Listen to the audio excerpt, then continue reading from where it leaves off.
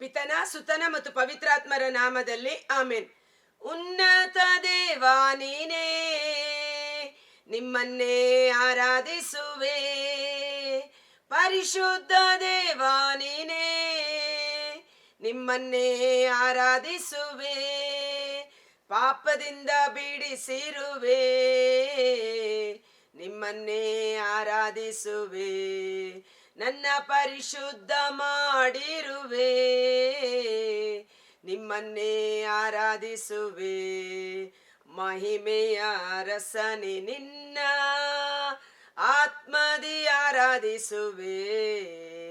ಪರಲೋಕ ರಾಜನೆ ನಿನ್ನ ನಿತ್ಯವೂ ಆರಾಧಿಸುವೆ. ಪ್ರಭು ಕ್ರಿಸ್ತರಲ್ಲಿ ಆತ್ಮೀಯ ಸಹೋದರ ಸಹೋದರಿಯರೇ, ಈ ದಿನದ ಮುಂಜಾನೆಯ ಜೀವಸ್ವರ ಕೀರ್ತನೆಗಳು 9. ಮುಕ್ತಿದಾತನಿಗೆ ಧನ್ಯವಾದ. ಧನ್ಯವಾದದ ಬಲಿ ಅರ್ಪಿಸುವವನು ದೇವರಿಗೆ ಮೆಚ್ಚುಗೆಯಾದವನು. ದೇವರು ಮಾಡಿದ ಉಪಕಾರಗಳನ್ನ ನೆನಪಿಗೆ ತಂದುಕೊಂಡು ಆತನಿಗೆ ಕೃತಜ್ಞತೆಯನ್ನ ಸಲ್ಲಿಸುವವರು ದೇವರಿಗೆ ಮೆಚ್ಚುಗೆಯಾದವರಾಗಿದ್ದಾರೆ. ಕೀರ್ತನೆ 9 ವಚನ 1. ಮನಪೂರ್ವಕವಾಗಿ ಪ್ರಭು ನಿನ್ನನ್ನು ಕೊಂಡಾಡುವೆನು. Praise the lord. ಮನಪೂರ್ವಕವಾಗಿ ಪ್ರಭು ನಿನ್ನನ್ನು ಕೊಂಡಾಡುವೆನು. ನಿನ್ನ ಅದ್ಭುತ ಕಾರ್ಯಗಳೆಲ್ಲವನ್ನು ನಾವು ವರ್ಣಿಸುವೆನು. ಇವತ್ತು ಅನೇಕರು ದೇವರು ಮಾಡಿದ ಅದ್ಭುತ ಕಾರ್ಯಗಳಿಗೆ ಬಹಿರಂಗವಾಗಿ ಸಾಕ್ಷೀಕರಿಸಲು ಭಯಪಡ್ತಾರೆ. ಆದರೆ ದೇವರ ವಾಕ್ಯ ಹೇಳುತ್ತೆ, ಯಾರು ನಾನು ಪ್ರಭುವಿಗೆ ಸೇರಿದವನು ಎಂದು ಬಹಿರಂಗವಾಗಿ ಸಾಕ್ಷೀಕರಿಸುತ್ತಾರೋ ಅಂಥವರನ್ನು ನಾನು ಬರುವ ಸಮಯದಲ್ಲಿ ನನ್ನ ದೇವದೂತರ ಸಮ್ಮುಖದಲ್ಲಿ ಇವನು ನನ್ನವನು ನನ್ನವಳು ಎಂದು ಬಹಿರಂಗವಾಗಿ ಸ್ವೀಕರಿಸುತ್ತೇನೆ ಎಂದು. ಇಲ್ಲಿ ದಾವೀದರಸ ಹೇಳ್ತಾರೆ, ದೇವರು ಮಾಡಿದ ಎಲ್ಲ ಅದ್ಭುತ ಕಾರ್ಯಗಳನ್ನು ನಾನು ಬಹಿರಂಗವಾಗಿ ವರ್ಣಿಸುವೆನು.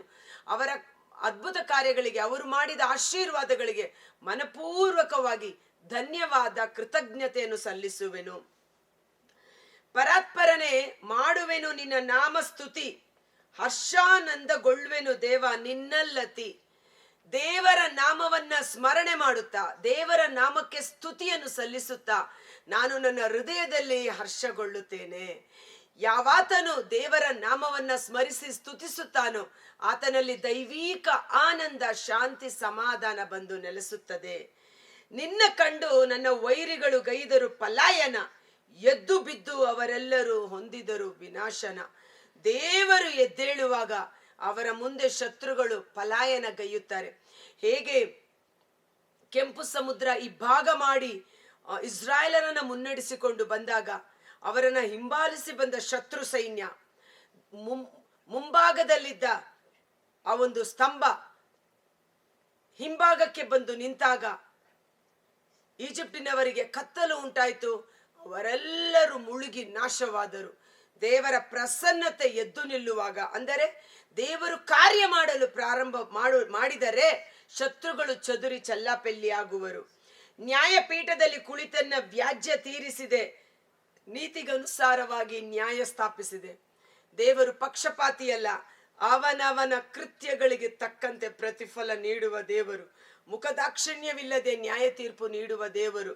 ನ್ಯಾಯಪೀಠದಲ್ಲಿ ಆಸೀನನಾಗುವಾಗ ನ್ಯಾಯ ನೀತಿಗನುಸಾರ ದೇವರ ಮಕ್ಕಳನ್ನು ಮುನ್ನಡೆಸುವವರಾಗಿದ್ದಾರೆ. ಭ್ರಷ್ಟರನ್ನು ದಂಡಿಸಿದೆ, ರಾಷ್ಟ್ರಗಳನ್ನು ಖಂಡಿಸಿದೆ, ಎಂದೆಂದೂ ಹೆಸರಿಲ್ಲದಂತೆ ಅವರನ್ನು ಅಳಿಸಿ ಹಾಕಿದೆ. ನಿಶೇಷವಾಗಿ ಹೋದರು ವಿರೋಧಿಗಳು, ನಾಶವಾಗಿ ಹೋದವು ಅವರ ನಗರಗಳು, ಇಲ್ಲವಾದವು ಅವರ ಯಾವ ನೆನಪುಗಳು. ದೇವರು ಕಾರ್ಯ ಮಾಡುವಾಗ ರಾಷ್ಟ್ರಗಳು ನಿರ್ನಾಮವಾದವು, ರಾಜರುಗಳು ಅಳಿದು ಹೋದರು. ಅವರ ನೆನಪೇ ಇಲ್ಲದಂತೆ ದೇವರು ಅವರನ್ನ ನಿರ್ನಾಮ ಮಾಡುವವರಾಗಿದ್ದಾರೆ. ಪ್ರಭುವಿನ ರಾಜ್ಯಾಡಳಿತ ಶಾಶ್ವತ, ಆತನ ನ್ಯಾಯಪೀಠ ಸುಸ್ಥಾಪಿತ. ಸ್ವರ್ಗಲೋಕದಲ್ಲೂ ಭೂಲೋಕದಲ್ಲೂ ಪಾತಾಳ ಲೋಕದಲ್ಲೂ ಸರ್ವ ಅಧಿಕಾರ ಪ್ರಭುವಿನದು. ಪ್ರಕಟಣಾ ಗ್ರಂಥ 11:15 ನಾವು ನೋಡುತ್ತೇವೆ, ವಿಶ್ವವನ್ನಾಳುವ ಸರ್ವಾಧಿಕಾರಿ ಸರ್ವೇಶ್ವರನೇ ಆಗಿದ್ದಾರೆ. ಸೊ ಆತನ ನ್ಯಾಯಪೀಠ ಸುಸ್ಥಾಪಿತ. ಆತನ ನ್ಯಾಯಪೀಠ ಕದಲುವುದಿಲ್ಲ. ನ್ಯಾಯಪೀಠ ಖಚಿತವಾದುದು, ಶಾಶ್ವತವಾದುದು. ಆತನ ಮುಂದೆ ಪ್ರತಿಯೊಬ್ಬ ಮಾನವರು ನಿಲ್ಲಬೇಕಾಗಿದೆ. 2 ಕೊರಿಂಥ 5:10 ನಾವು ಈ ಲೋಕದಲ್ಲಿರುವಾಗ ನಮ್ಮ ಈ ದೈಹಿಕ ಜೀವಿತದಲ್ಲಿ ಮಾಡಿದ ಎಲ್ಲ ಒಳ್ಳೆಯ ಮತ್ತು ಕೆಟ್ಟ ಕೆಲಸಗಳಿಗೆ ದೇವರ ಮುಂದೆ ತೀರ್ಪಿಗಾಗಿ ನಿಲ್ಲಬೇಕಾಗಿದೆ. ಆ ದೈವ ಭಯದ ನಿಮಿತ್ತ ಇಹಲೋಕದ ಜೀವನವನ್ನು ಭಯಭಕ್ತಿಯಿಂದ ಸಾಗಿಸಿರಿ. ಜಗಕ್ಕೆ ನ್ಯಾಯ ತೀರಿಸುವನು ನೀತಿಗನುಸಾರ, ಜನಾಂಗಕ್ಕೆ ತೀರ್ಪು ಕೊಡುವನು ಸತ್ಯಕ್ಕೆ ಅನುಸಾರ. ದಲಿತರಿಗೆ ಪ್ರಭು ದುರ್ಗಸ್ಥಾನ, ಆಪತ್ತಿನಲ್ಲಿ ಆಶ್ರಯ ಸ್ಥಾನ. ದೀನ ದಲಿತರಿಗೆ ಪ್ರಭು ದುರ್ಗ. ದುರ್ಗ ಅಂದ್ರೆ ನೋಡಿ, ಈಗ ಚಿತ್ರದುರ್ಗದ ಕೋಟೆ ಅಂತೀವಿ. ಆ ಊರನ್ನ ಯಾರಾದರೂ ಆಕ್ರಮಣ ಮಾಡಬೇಕೆಂದಿದ್ದರೂ ಸಹ ಅವರಿಗೆ ಆ ಕೋಟೆ ತಡೆಯಾಗಿ ನಿಲ್ಲುತ್ತದೆ. ಆ ಕೋಟೆ ಊರಿನ ಜನರಿಗೆ ದುರ್ಗವಾಗಿ, ಸಂರಕ್ಷಣೆಯ ಕೋಟೆಯಾಗಿ ನಿಲ್ಲುವಂತೆ ಸರ್ವೇಶ್ವರನು ದೀನ ದಲಿತರಿಗೆ ದುರ್ಗ ಸ್ಥಾನವಾಗಿದ್ದಾರೆ. ಆಪತ್ತಿನಲ್ಲಿ ಆಶ್ರಯ ಸ್ಥಾನ, ಕಷ್ಟ ಸಂಕಟದಲ್ಲಿ ಪ್ರಭು ನಮಗೆ ಸಮೀಪದಲ್ಲಿದ್ದು ಸಹಾಯ ಮಾಡುವವರಾಗಿದ್ದಾರೆ.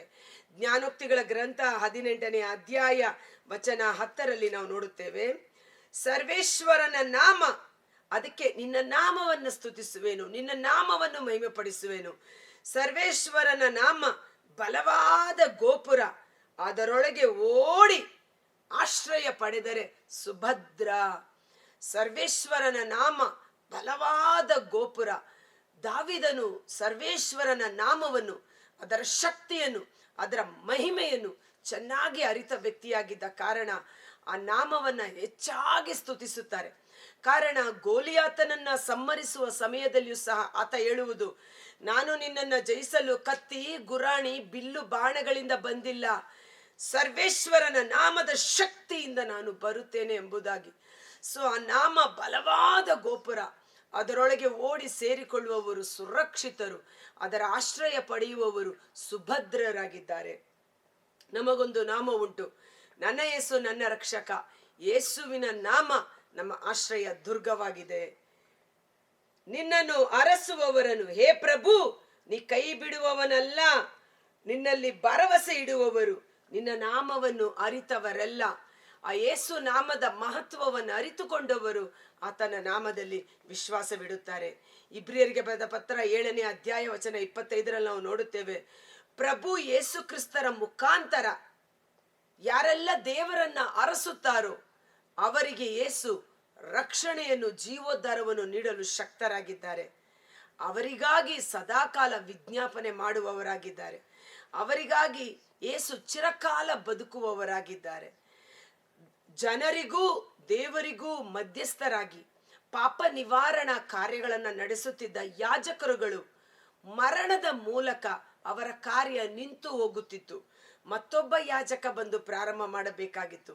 ಆದರೆ ನಮಗಾಗಿ ನೇಮಕ ಮಾಡಲ್ಪಟ್ಟಿರುವ ಪ್ರಧಾನ ಯಾಜಕ, ಶ್ರೇಷ್ಠ ಯಾಜಕ ಪ್ರಭು ಯೇಸು ಚಿರಂಜೀವಿಯಾದ ಕಾರಣ ಅವರಿಗೆ ಮರಣವೆಂಬುದಿಲ್ಲ. ಅವರು ಶಾಶ್ವತವಾಗಿ ಯಾಜಕನ ಕಾರ್ಯಗಳನ್ನು ಮುಂದುವರಿಸಿಕೊಂಡು ಹೋಗುವವರಾಗಿದ್ದಾರೆ.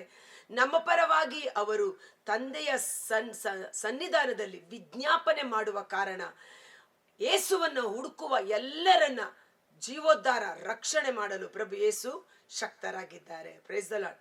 ಆದ ಕಾರಣ ಯೇಸುವಿನ ನಾಮ ಬಲವಾದ ಗೋಪುರ, ಅದರೊಳಗೆ ಓಡಿ ಹೋಗಿ ಸೇರಿಕೊಳ್ಳುವವರು ಸುರಕ್ಷಿತರು. ಆ ವ್ಯಭಿಚಾರ ಮಾಡಿ ಸಿಕ್ಕಿಬಿದ್ದ ಹೆಂಗಸನ್ನು ಜನರೆಲ್ಲರೂ ಕಲ್ಲೆಸೆದು ಕೊಲ್ಲಲು ಸಿದ್ಧರಾಗಿದ್ದರು. ಆಕೆ ಆಶ್ರಯವನ್ನ ಹುಡುಕಿಕೊಂಡು ಓಡಿ ಬಂದು ಯೇಸುವಿನ ಪಾದದ ಬಳಿ ಬಿದ್ದಳು. ಅಲ್ಲಿ ಆಕೆಗೆ ಸಂರಕ್ಷಣೆ ದೊರಕಿತು. ಪ್ರಭು ಯೇಸು ಆಕೆಯನ್ನು ಶಿಕ್ಷಿಸದೆ ಸಮಾಧಾನದಿಂದ ಹೋಗು ಎಂದು ಆಕೆಯ ಜೀವನ ಹೊಸದಾಗಿ ನವೀಕರಿಸಲ್ಪಟ್ಟು ಹೊಸ ಸೃಷ್ಟಿಯಾಗಿ ಮಾರ್ಪಟ್ಟಳು. ಯೇಸುವಿಗೆ ಸಾಕ್ಷಿಯಾಗಿ ಮಾರ್ಪಟ್ಟಳು. ಇಂದು ನಾವು ಸಹ ಮಲಾಕಿ 2:2 ನಾವು ನೋಡ್ತೇವೆ, ನನ್ನ ನಾಮಕ್ಕೆ ನೀವು ಸ್ತುತಿ ಸಲ್ಲಿಸಲೇಬೇಕು. ನನ್ನ ನಾಮವನ್ನ ನೀವು ಮಹಿಮೆ ಪಡಿಸದೆ ಹೋದ ಕಾರಣ, ನನ್ನ ನಾಮಕ್ಕೆ ನೀವು ಸ್ತುತಿ ಸಲ್ಲಿಸದೆ ಹೋದ ಕಾರಣ ನೀವು ನಿಮ್ಮ ಜನಾಂಗ ಶಾಪಗ್ರಸ್ತರಾಗಿದ್ದೀರಿ. ದೇವರು ತನಗೆ ಸಲ್ಲತಕ್ಕ ಮಹಿಮೆ, ತನಗೆ ಸಲ್ಲತಕ್ಕ ಗೌರವವನ್ನ ಯಾರಿಗೂ ಸಲ್ಲಗೊಡಲು ಬಯಸುವುದಿಲ್ಲ. ದೇವರ ನಾಮಕ್ಕೆ ಸದಾಕಾಲ ಸ್ತುತಿ, ಸ್ತೋತ್ರ, ಮಹಿಮೆ, ಆರಾಧನೆ ಸಲ್ಲಿಸುವುದಕ್ಕಾಗಿ ನಾವು ಕರೆಯಲ್ಪಟ್ಟಿದ್ದೇವೆ.